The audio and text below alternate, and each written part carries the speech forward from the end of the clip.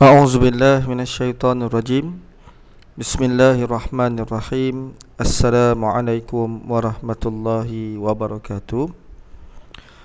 Muslimin muslimat yang dirahmati Allah, insya-Allah pada kali ini kita akan menyambung tadabbur surah Al-Waqiah, iaitu pada ayat 71 hingga 74.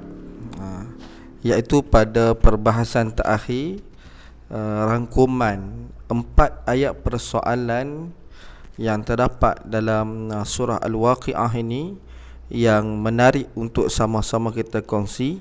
Sebelum ni kita dah sama-sama berkongsi 3 soalan. Yang pertama iaitu pada ayat 58 hingga ayat 62 berkaitan Allah Ta'ala menanyakan sebagai satu soalan suruh kita fikir, iaitu adakah kamu memerhatikan apa yang keluar, yakni air mani. Maksudnya, adakah manusia yang menciptakan ataupun menjadikan anak itu ataupun Allah Subhanahu Wa Taala?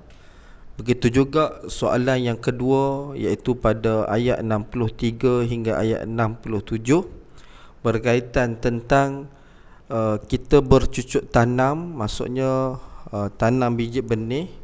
Daripada biji benih itu tumbuh jadi pokok.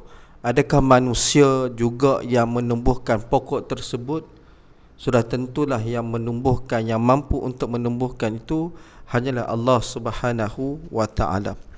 Manakala pada ayat 68 hingga ayat 70 menjelaskan pula tentang soalan terhadap air. Bagaimana air tersebut yang digunakan sebagai suatu yang bermanfaat bagi kehidupan manusia. Daripada mana air itu datang? Yakni air yang turun daripada langit itu. Adakah manusia yang menjadikan air itu? Maka persoalan-persoalan itu sebenarnya adalah soalan yang suruh manusia itu fikir bahawa mana mungkin manusia untuk menjadikan segala perkara-perkara tersebut. Dan pada hari ini, insya-Allah, pada ayat ke-71 hingga ayat 74 ada soalan yang terakhir, dan juga inilah penutup ataupun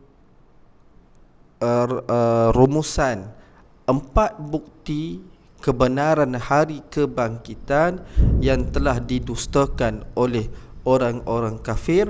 Khusus khitab pada ayat ini adalah kepada orang musyrikin Makkah.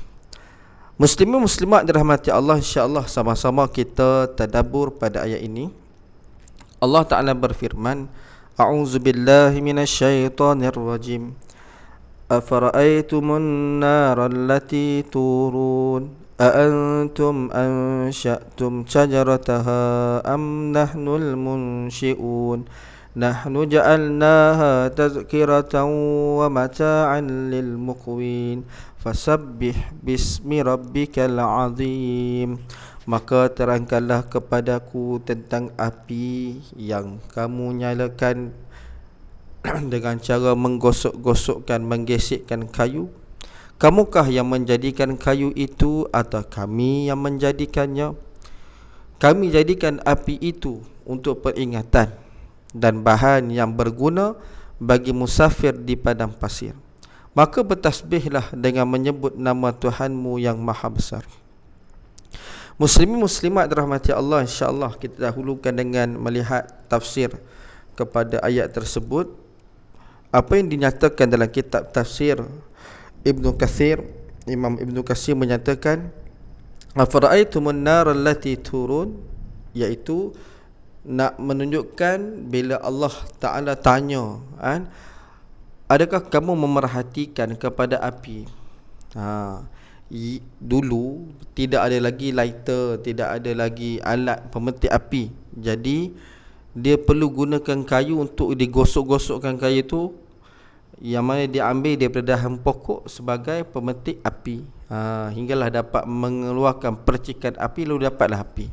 Maksud kata, Daripada mana api tu? Maksudnya Allah suruh kita fikir daripada mana dapat api tu.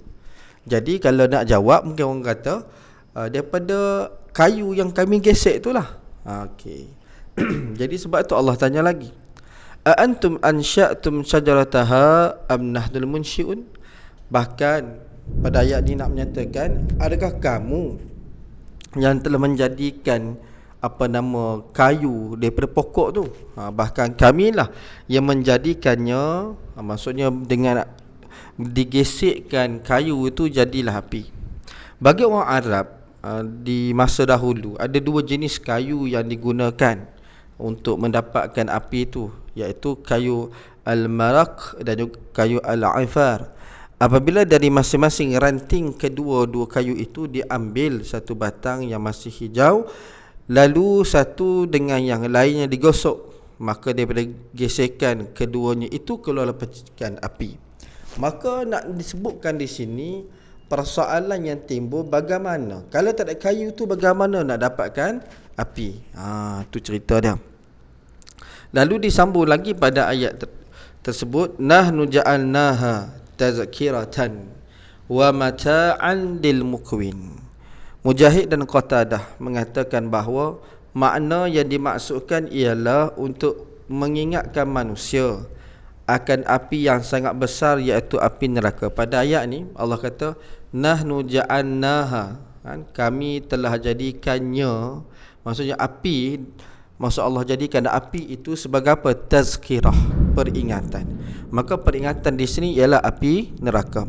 Lalu disebut lagi oleh Qatadah mengatakan, telah diriwayatkan kepada kami bahawa Rasulullah sallallahu alaihi wasallam telah bersabda, ya qaumi narukum hadhihi allati tuqiduna juz'un min 70 juz'an min nari jahannam. Qalu ya Rasulullah in kanat lakafiyatun. Qala qad duribtu bil ma'i darabtain aw marratain hatta yastafi'a biha banu Adam wa yadnu minha. Wahai kaumku, api kalian ini yang kalian nyalakan merupakan satu bahagian dari 70, maksud 1/70 bahagian api neraka Jahannam. Para sahabat bertanya, wahai Rasulullah, sesungguhnya sebahagian kecil darinya saja sudah cukup. Rasulullah SAW bersabda, sesungguhnya pada mulanya api itu dicelup sebanyak 2 kali di dalam laut agar dapat dimanfaatkan oleh manusia dan manusia dapat mendekat kepadanya. Maksudnya kalaulah tidak dicelup dalam air laut, makna kita tak boleh guna. Dan disebut dalam riwayat yang lain, warawahul Muslim min hadis Abd al-Razzaq an Ma'mar an Hammam an Abi Hurairah bihi wa fi lafz walladhi nafsi biyadihi laqad fuddilat 'alaiha bi 99 juz'an kulluhunna mislu harriha. Imam Muslim meriwayatkan melalui hadis Abdul Razzaq dari Ma'mar, dari Hammam dan dari Abu Hurairah dengan lafaz yang sama, dan menurut lafaz yang lain disebutkan seperti berikut. Demi Allah, demi Tuhan yang jiwaku berada dalam genggamannya, sesungguhnya api neraka Jahannam itu melebihi api dunia sebanyak 69 kali lipat, maksudnya 1/70, yang masing-masing bahagian panasnya sama. Masya Allah. Jadi dikukuhkan lagi dengan tafsiran yang lain, iaitu pada ayat wa mata'an lil muqwin. Wa mata'an lil muqwin, iaitu sebagai penunjuk jalan. Jadi pada ayat ni Ibnu Abbas, Mujahid, Qatadah, Ad-Dahhak dan An-Nadr Ibnu Arabi mengatakan bahawa yang dimaksudkan dengan muqwin pada ayat itu ialah musafirin, orang yang bermusafir. Pendapat ini dipilih oleh Ibnu Jarir. Maksudnya apa? Api yang dijadikan itu adalah sebagai penunjuk jalan. Maksud kata begini, bahasa mudahnya, kalaulah satu-satu tempat tu ada nampak api, maksudnya ada orang duduk kat tempat tu. Jadi kalau waktu orang musafir dia padang pasir ni, bayangkan ya, kita hari ni tak apa, ada trek, ada jalan dan sebagainya. Dulu bila di padang pasir tak tahu mana, dengan luasnya gurun tersebut, maka bila ada api ni dia sebagai satu penunjuk jalan kepada orang yang bermusafir. Ibnu Jarir mengatakan bahawa termasuk ke dalam pengertian ini ucapan mereka, yakni orang Arab kata aqwatud dar, maksud orang yang bermusafir itu aku tinggalkan rumah, yakni bila dia keluar dan meninggalkan keluarganya. Itu ada pengertian kepada maksud orang yang bermusafir tu, muqwin tu. Abdul Rahman Ibn Zaid Ibn Aslam mengatakan bahawa al-muqwin dalam ayat ini artinya orang yang lapar. Ini tafsiran ulama. Begitu juga disebut Ibnu Majah telah meriwayatkan dengan sanad yang jayyid, yang bagus, daripada Abu Hurairah yang mengatakan bahawa Rasulullah sallallahu alaihi wasallam pernah bersabda, salasun la yumna'na al-ma'u wal kala'u wan nar. Ada 3 perkara yang tidak boleh dimonopoli, iaitu air, pengembalaan, maksudnya binatang ternak, dan juga api. Perkara ni semua menjadi keperluan kehidupan, maka tak boleh seseorang monopoli terhadap air, pengembalaan dan juga api.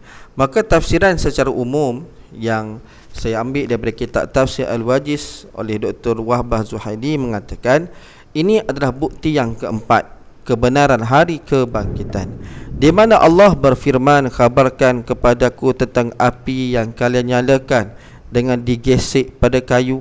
Apakah kalian yang menjadikan kayu itu ataukah kami yang menciptakannya? Ketahuilah bahawa kami menciptakan api ini agar kami dapat memperingatkan kalian dengan api neraka. Maka hal ini menjadi pelajaran dan nasihat bagi orang-orang yang mahu mengambil pelajaran. Api ini juga sebagai kesenangan untuk memasak makanan dan keperluan kalian, juga menjadi manfaat bagi para musafir yang digunakan dalam pelbagai keadaan. Dan akhir pada ayat dan juga penutup kepada perbincangan 4 persoalan dalam surah Al-Waqi'ah ini, Allah tutup dengan ayat fasabbih bismi rabbikal azim. Maka bertasbihlah, memuji dengan nama Tuhanmu yang maha agung. Dengan kekuasaannya dia telah menciptakan segala sesuatu. Air yang tawar, enak diminum. Ini perbahasan sebelum tu, iaitu pada video sebelum ni disebutkan. Lagi sejuk menyegarkan. Seandainya Allah menghendaki, boleh saja ya Allah menjadikan air itu rasa masin dan pahit dan tidak sedap untuk diminum seperti air laut, masin saja.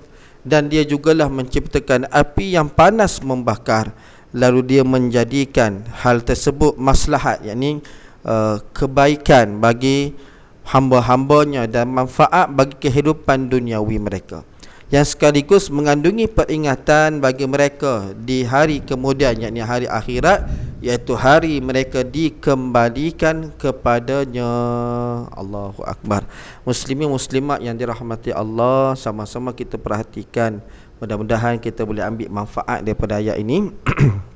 Apa yang boleh kita pelajari daripada ayat ini sebagai bekalan kita, ini adalah bukti kebenaran hari kebangkitan yang keempat. Juga terdapat hubung kait dengan bukti yang ketiga, iaitu bila Allah suruh kita perhatikan dengan air. Siapa yang menciptakan air? Sudah tentulah Allah yang menciptakan air. Jadi api dan air ni merupakan elemen penting dalam kehidupan manusia setiap hari. Kenapa Allah sebut dalam banyak ciptaan Allah? Kenapa Allah sebut? Tengok ya, mula-mula sekali Allah sebut pasal air mani. Kemudian yang kedua Allah sebut dengan tentang biji benih. Kemudian Allah sebut tentang air. Dan kali ini Allah sebut tentang api. Semua ni adalah berkait tentang siapa? Tentang kita. Jadi kalau kita perhatikan, paling-paling kurang kita akan dapat sesuatu, iaitu kalau kita lihat, air dan api merupakan elemen penting dalam kehidupan manusia setiap hari.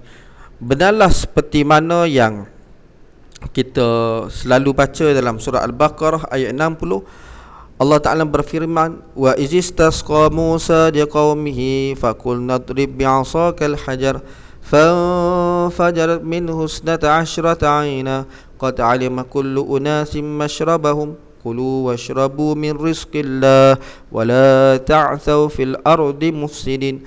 Dan ingatlah ketika Musa memohon air untuk kaumnya. Kenapa memohon air? Sebab air itu keperluan hidup. Lihat ni bukti, bukti yang mana Allah lah yang memberikan air tersebut. Lalu kami berfirman, pukullah batu itu dengan tongkatmu, lalu memancarlah daripadanya 12 mata air. Sungguh tiap-tiap suku kaum ada 12 kabilah, ada 12 mata air. Masya Allah. Telah mengetahui tempat minumnya masing-masing. Makan dan minumlah rezeki yang diberikan Allah, dan janganlah kamu berkeliaran di muka bumi dengan berbuat kerosakan. Biasanya bila Allah beri sesuatu, Allah berikan pula di sana satu perintah, kan? Tapi apa berlaku? Ya, Bani Israel adalah bani yang sangat-sangat menderhaka kepada Allah Ta'ala. Allah bagi banyak kelebihan namun mereka kufur kepada Allah Subhanahu Wa Ta'ala. Yang ini dalam surah Al-Baqarah ayat 60. Begitu juga dalam surah Yasin ayat 80 menyatakan, a'udzubillahi minasyaitonirrajim, allazi ja'ala lakum minasyajaril akhdari nara fa idza antum minhu tuqidun. Iaitu Tuhan yang menjadikan untukmu api dari kayu yang hijau, maka tiba-tiba kamu nyalakan api dari kayu itu. Nak sebutnya apa? Memang Allah lah yang menjadikan, menciptakan, ada sumber untuk jadikan api untuk kegunaan manusia. Kalau bukan kerana itu, bagaimana keadaan kita pada hari ini? Jadi itu perkara pertama. Yang kedua, Allah suruh kita fikir tentang api, kan? Apa yang boleh kita fikir? Sudah tentu Allah lah yang maha berkuasa atas segala ciptaannya, termasuklah api. Dalam Al-Quran banyak ayat-ayat yang menyebut tentang api sebagai peringatan kepada kita. Ini di antara je, kalau kita buka dan kita akan jumpa macam-macam. Di antaranya bagaimana Allah tunjukkan kekuasaannya, yakni bila mana Nabi Ibrahim ditangkap dan telah diletakkan di satu kawasan untuk dibakar. Bagaimana keadaannya? Api tak membakar Nabi Ibrahim. Boleh rujuk dalam surah Al-Anbiya ayat 69. Begitu juga disebutkan tentang bahawa Allah telah sediakan azab seksa api neraka bagi orang-orang kafir. Ini peringatan besar ni. Boleh rujuk dalam surah Al-Ahzab ayat 64. Begitu juga Allah menceritakan bagaimana Allah ciptakan makhluk-makhluknya. Di antara satu elemen Allah cipta iblis, iaitu daripada api. Boleh rujuk dalam surah Sad ayat 76. Begitu juga bagi orang beriman, Allah berikan peringatan jelas, ya ayyuhallazina amanu qu anfusakum wa ahlikum nara, iaitu dalam surah At-Tahrim ayat ke-6. Wahai orang beriman, peliharalah diri kamu dan ahli keluarga kamu daripada api neraka. Dan juga bagaimana dalam kisah Nabi Allah Musa alaihissalam yang bermusafir, dia nak pulang semula ke negeri Mesir, daripada Madian nak balik ke Mesir, bagaimana Allah tunjuk jalan. Boleh rujuk dalam surah Al-Qasas ayat 30. Dan juga itu adalah signal Allah panggil Nabi Musa, dan Allah berikan kerasulan kepada Nabi Musa alaihissalam. Dan yang terakhir dalam ayat ni Allah kata, fasabbih bismi rabbikal azim, maka bertasbihlah. Kenapa? Sebenarnya ayat ni memanglah ayat perintah. Kalau tak perintah pun memang kita kena rasa, kena bertasbih kepada Allah Ta'ala. Kenapa? Setelah kita menyedari betapa besarnya rahmat kasih sayang Allah kepada kita, adakah masih berat lisan kita untuk bertasbih memuji Allah? Ini soalan yang saya tinggalkan supaya sama-sama kita fikir dan memperbanyakkan tasbih kepada Allah Subhanahu Wa Ta'ala. Paling mudah dia tasbih bagaimana? Subhanallah, paling mudah subhanallah. Nak banyak lagi subhanallah walhamdulillah wala ilaha illallah wallahu akbar. Nak lagi wala haula wala quwwata illa billahil aliyil azim. Dan macam-macam jenis lagi tasbih yang boleh kita bertasbih. Mudah-mudahan dengan tasbih kita ini kita benar-benar mengakui akan kekuasaan Allah, keesaan Allah, dan mudah-mudahan kita istiqamah dalam melaksanakan perintah-perintah Allah. Wallahu alam bissawab.